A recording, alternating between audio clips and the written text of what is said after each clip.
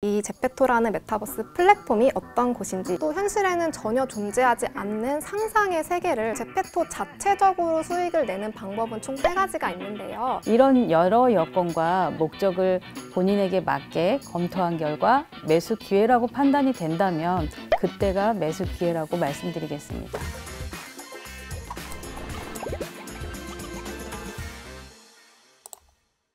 네, 안녕하세요. 머니 라이프 스타일 고민 해결 뭐라고 해 MC 이지윤입니다. 금리니들의 금융 재테크 관련 고민부터 다양한 라이프 스타일에 대한 고민까지 핵심 포인트만 콕콕 집어서 해결해주는 뭐라고 해. 오늘의 라이프 스타일 주제는 미래 기술 그리고 메타버스입니다. 2022년 이민년 범티해를 이끌 10대 트렌드 중 하나로 실제감 테크가 뽑혔는데요. 실제감 테크란 시공간의 물리적 한계를 극복한 가상의 세계를 창조하는 첨단 기술이라고 합니다. 실제감 테크의 대표적 사례가 바로 우리들에게 익숙한 단어인 메타버스인데요. 이 메타버스라는 가상의 세계에서 현실과 같은 사회, 문화적 활동을 할 수 있다는 것이 이 시대의 가장 큰 변화가 아닐까 싶습니다. 특히 그 중에서도 제페토라는 메타버스 플랫폼이 매우 핫하다고 하는데요. 이곳에서는 단순 친목 활동뿐 아니라 돈을 벌 수 있는 경제 활동까지 가능하다고 합니다. 오늘은 이 메타버스 세계에 대한 다양한 궁금증들을 해결해 주실 유튜버 인형세댁님과 함께 하겠습니다. 네, 인형세댁님 안녕하세요.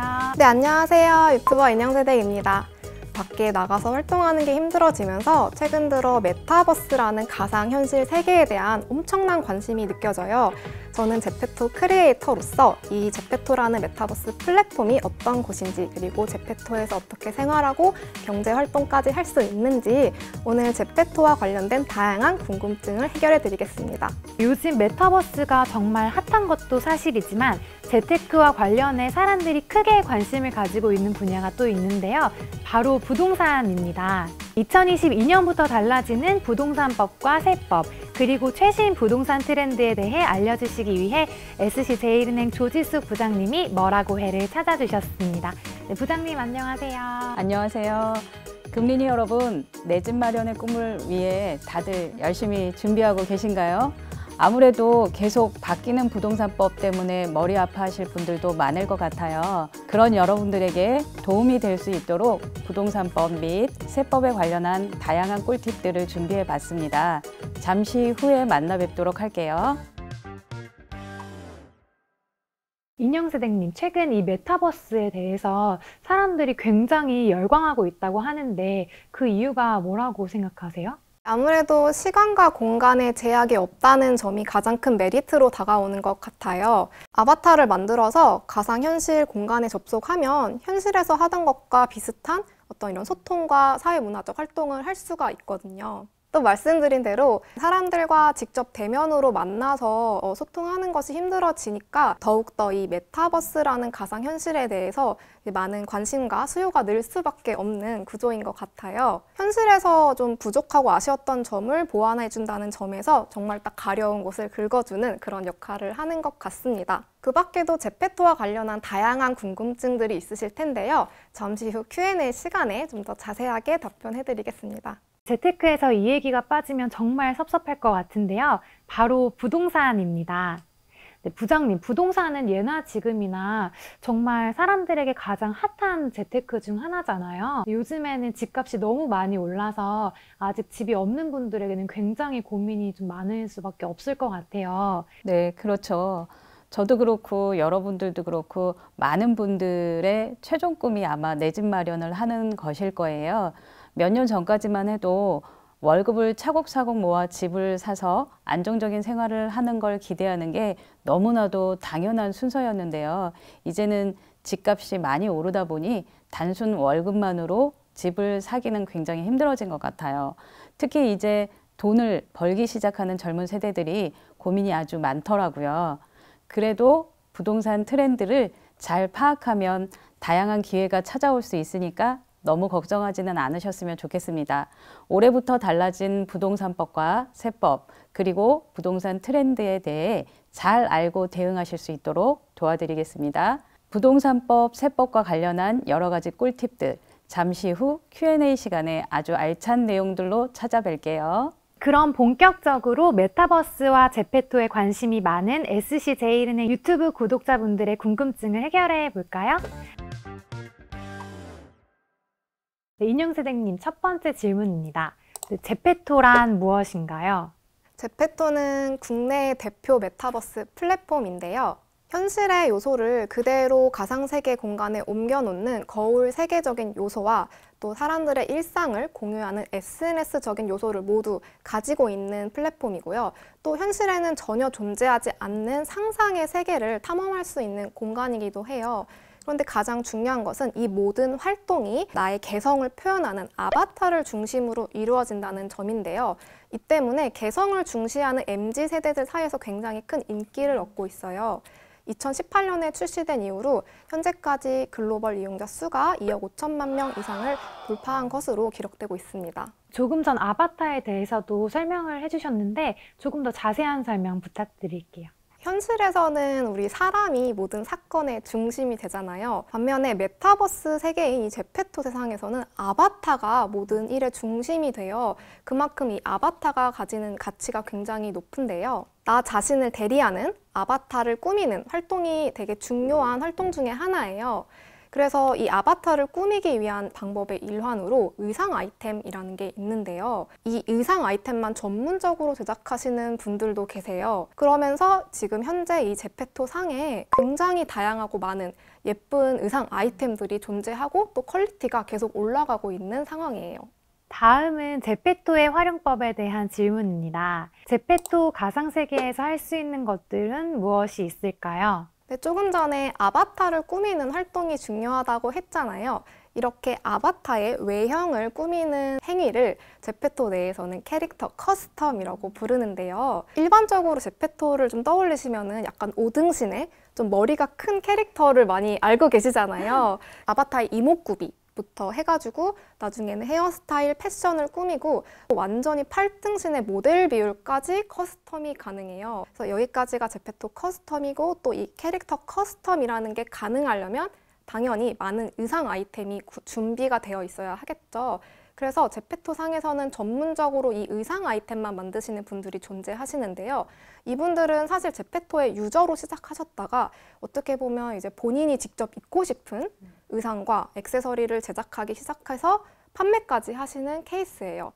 또 하나로는 이제 아바타들이 같이 모여서 놀 수 있는 이 월드라는 공간이 있어요. 월드는 사실 기존 게임에서의 맵의 개념에 해당하는데요. 플레이어들이 돌아다니면서 놀 수 있는 일종의 가상 공간이라고 생각하시면 됩니다. 일종의 3차원 채팅방처럼 비밀방을 만들어서 원하는 테마로 되게 프라이빗하게 채팅을 하고 놀 수도 있어요. 그리고 또 영상 편집이 굉장히 중요한 활동인데요. 아무래도 Z세대가 주 이용자이다 보니까 영상으로 소통하는 게 굉장히 자연스러워요. 인스타그램에 사진 막 한두 장으로 해야 될 이야기를 제페토 내에서는 영상 편집 애플리케이션까지 사용해서 영상으로 만들어 소통을 하시는 거예요. 핫한 키워드로 영상을 만들어서 추천 피드에 뜨는 걸 노리기도 하시고요. 마지막으로 제페토 내에서 라이브로 소통을 하시거나 또는 캐릭터 위에 그림을 그리는 등 정말 다양한 활동이 가능합니다. 제페토로 돈도 벌 수 있다고 하셨는데 어떤 방법으로 벌 수 있는 건가요? 제페토 자체적으로 수익을 내는 방법은 총 3가지가 있는데요. 아이템 판매자, 월드 제작자, 그리고 라이브 스트리머예요.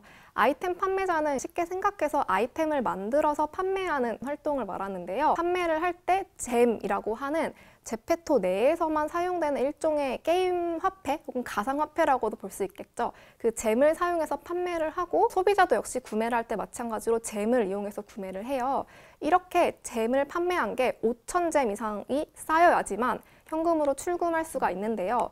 5,000잼은 이제 환율에 따라 그때그때 다르지만 대략적으로 한 12만 원에서 14만 원 정도 환산을 받는다고 생각하시면 되세요.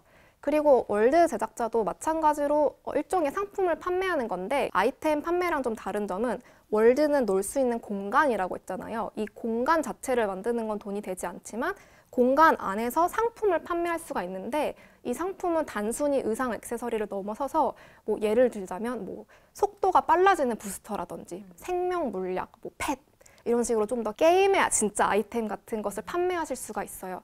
마지막으로 라이브 스트리머는 제페토 캐릭터로 실시간 방송을 하고 사람들과 소통을 한 뒤에 잼을 후원을 받습니다. 이것도 역시 그 잼을 정산해서 수익으로 환산할 수 있는 활동이에요.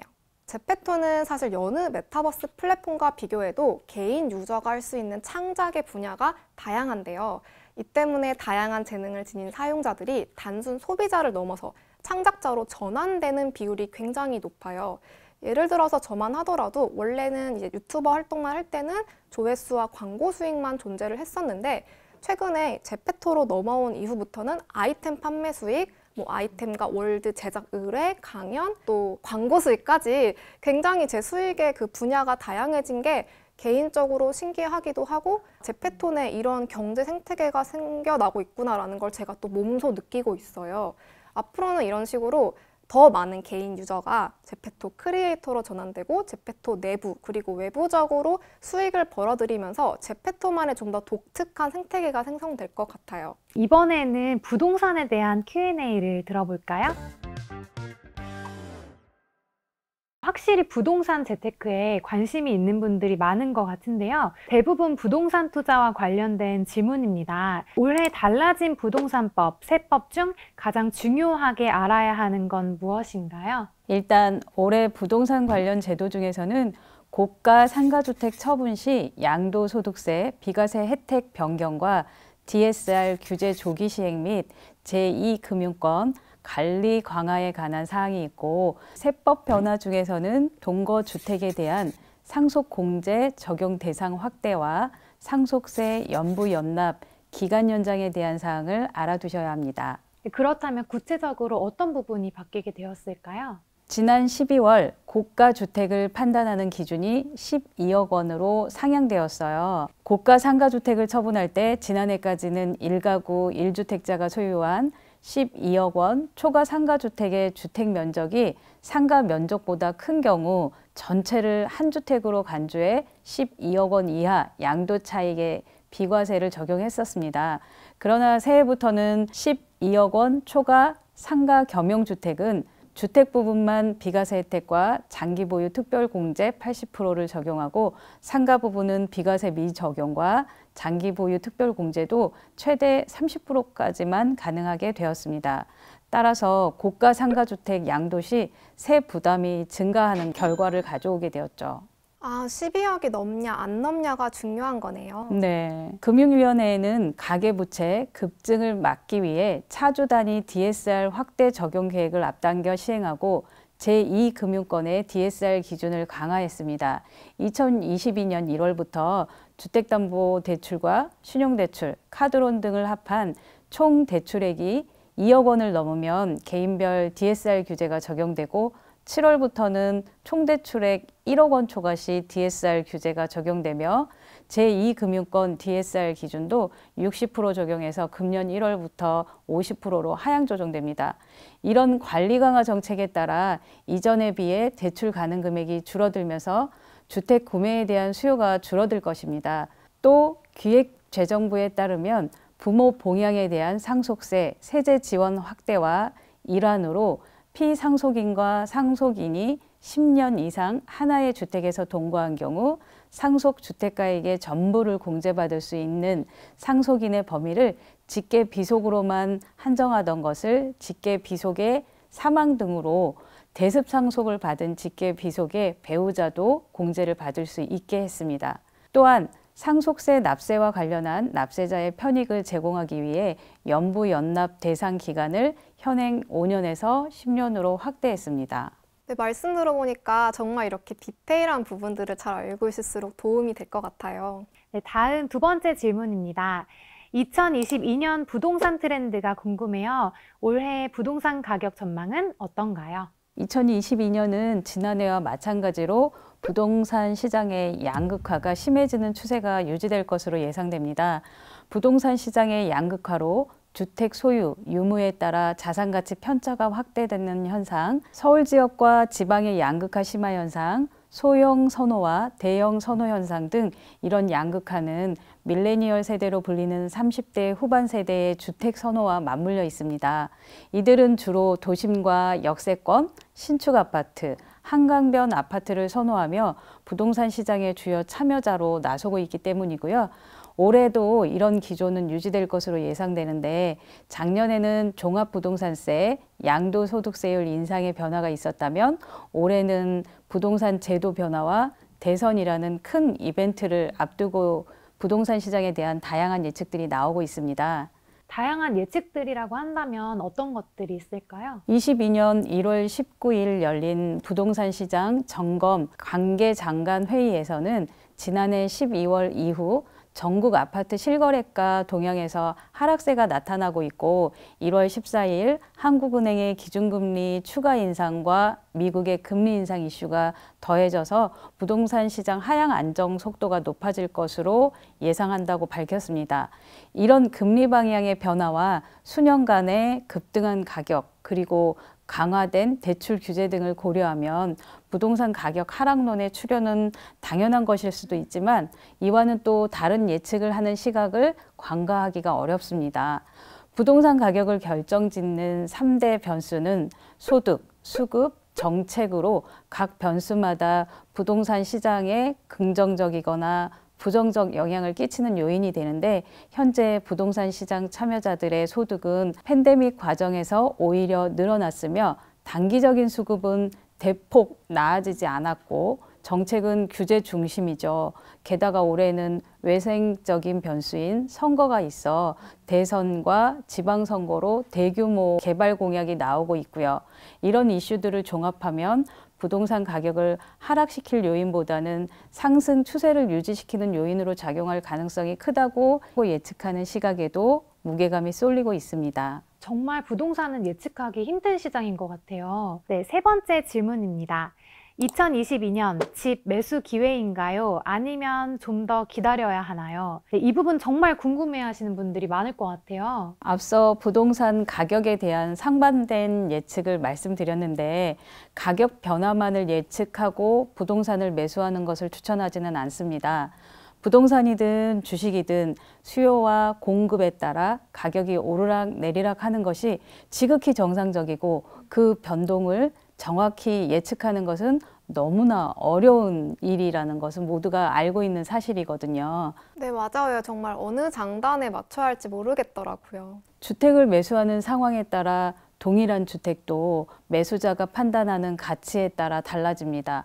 교통입지냐, 육아와 자녀 교육입지냐, 투자용 주택이냐, 아니면 노년의 생활을 즐길 수 있는 주거 환경이냐에 따라 가치는 달라지게 마련이고 이런 가치 판단의 이외에도 소득 수준과 그에 따른 소득 대비 주택가격 비율을 따져야 하기도 하고요. 자금 조달의 여건 등도 따져봐야 합니다. 가격이 싸다는 이유만으로 또는 가격이 오를 것이라는 희망만으로 매수하는 것은 자칫 자산의 가치 하락을 유발할 수 있는 위험한 선택이 될 수도 있다는 걸 주의하셔야죠. 이런 여러 여건과 목적을 본인에게 맞게 검토한 결과 매수 기회라고 판단이 된다면 그때가 매수 기회라고 말씀드리겠습니다. 역시 개인마다 자신에게 맞는 타이밍을 기다리는 게 중요하겠네요. 네, 마지막 질문입니다. 이번에는 세법과 관련된 질문인데요. 아들이 태어나서 가능한 절세하면서 미리 증여해주고 싶은데 금액이라든가 방식이 달라진 것이 있나요? 현재 증여의 경우 증여받는 사람을 기준으로 10년마다 성인 자녀의 경우는 5천만 원, 미성년자 자녀의 경우는 2천만 원까지 증여세를 내지 않습니다. 또한 증여할 자산의 형태가 무엇이냐에 따라 효과적인 증여 방법이 달라집니다. 통상적으로 현금을 증여한다면 매 10년마다 조건을 최대한 활용하는 방법을 구사할 수 있는데요. 태어나자마자 2천만 원을, 11세에 또 다시 2천만 원을, 21세에 5천만 원을 증여하는 방법입니다. 이렇게 받은 자금으로 금융상품을 꾸준히 투자하다 보면 투자 성과를 추가로 얻을 수 있는 기회도 얻을 것이라고 생각해요.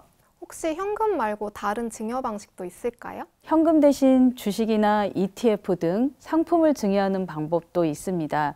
주식시장이 조정을 받거나 향후 가치가 급등할 자산이나 상품이라고 예상하는 경우 상대적으로 저평가일 때 매수하여 가치 상승으로 인한 증여 효과를 얻을 수 있습니다.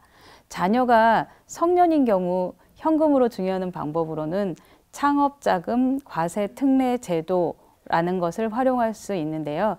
물론 이 경우는 수증자가 18세 이상으로 중소기업을 창업할 목적으로 60세 이상의 부모로부터 창업자금을 증여받는 경우 5억 원까지 세금을 내지 않습니다. 일반적인 현금 증여의 경우라면 세금을 7,760만 원 정도를 내야 하거든요. 다만 이런 특례 제공을 받기 때문에 증여받은 날로부터 2년 이내에 법령에 정한 중소기업을 창업하고 사업을 10년간 유지해야 하며 증여받은 후 10년 이내 창업자금을 해당 사업용도 외에 사용하는 경우에는 증여세가 부과되는 조건이 있다는 점과 창업자금을 증여받은 후 4년 이내 해당 목적에 미사용하는 경우와 같이 수증자가 증여일 이후에 정당한 사유 없이 위에 말씀드린 세법에서 정한 사후 의무 요건을 이행하지 않는 경우에도 증여세가 부과되는 점을 유의하셔야 합니다. 네, 오늘 부장님께서 알려주신 꿀팁 정보들 덕분에 부동산과 세금에 관련한 시청자분들의 고민들이 많이 줄어들었을 것 같아요. 네, 인영선생님과 조지숙 부장님 오늘 어떠셨나요? 네, 먼저 저 또한 금린이로서 여러분들께 오늘 메타버스와 제피토에 대해서 설명드릴 수 있게 되어서 영광이었고요. 또 오늘 조지숙 부장님의 설명을 들으면서 평상시에 사실 관심만 있었지 잘 알지 못했던 DSR 규제라든지 증여 방식에 대해서 알게 되어서 정말 유익한 시간이었어요. 저도 오늘 금린이 여러분들의 궁금증을 해결해 준다고 열심히 설명드렸는데 어떻게 부족하지 않았는지 궁금하고요. 제가 사실 제페토의 아바타는 만들어 뒀어요. 근데 실질적으로 활용을 못했다고 해야 되나? 그리고 또 거기에서 돈도 벌 수 있다는 걸 알 수 있어서 잘 배우고 활용해 보겠습니다. 두 분 덕분에 너무나 의미 있는 시간이었습니다. 네, 금융 재테크 라이프 스타일에 관한 고민이 있으신 분들은 SC제일은행 SNS 그리고 유튜브 댓글창에 고민 남겨주세요. 고민 보내주신 분들에게는 소정의 선물도 드리고 있으니까요. 언제든지 SC제일은행 문을 두드려 주세요. SC제일은행 유튜브 채널 구독과 좋아요, 알림 설정까지 여러분 안녕.